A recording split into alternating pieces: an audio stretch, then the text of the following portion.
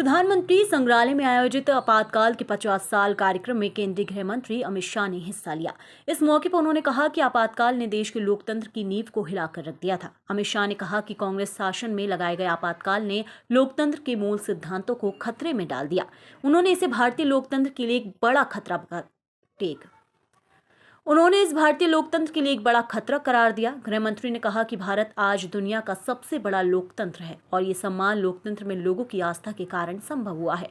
उन्होंने कहा कि देश की जनता ने तानाशाही को कभी स्वीकार नहीं किया। अमित शाह ने कहा कि भारत को लोकतंत्र की जननी माना जाता है। लोकतंत्र हमारी पहचान है और ये हमारे संविधान की आत्मा है। पूरे विश्व में लोकतंत्र का उद्भव हमारे देश में हुआ है।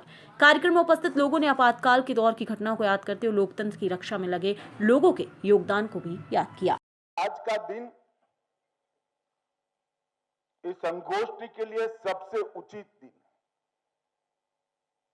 क्योंकि अच्छे या बुरे किसी भी प्रकार की राष्ट्रीय घटना के जब 50 साल पूरे होते हैं तो समाज जीवन के अंदर इसकी याददाश्त धुंधली हो जाती है और आपातकाल जैसी लोकतंत्र की नींव हिलाने वाली की घटना, इसके बारे में याददाश्त समाज जीवन की अगर धुंधली होती है तो किसी भी लोकतांत्रिक देश के लिए बहुत बड़ा खतरा होता है।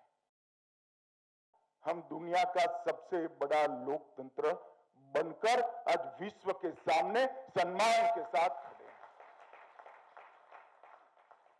और ये लड़ाई क्यों जीते?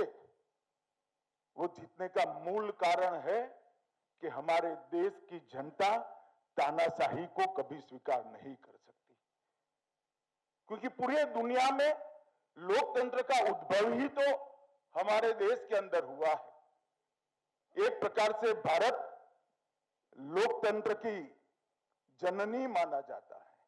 लोकतंत्र हमारे यहां सिर्फ संविधान का स्पिरिट नहीं है, संविधान का स्पिरिट तो है ही, परंतु संविधान निर्माताओं ने जनता के स्पिरिट को संविधान के अंदर शब्दों में व्याख्यायित करने का काम किया है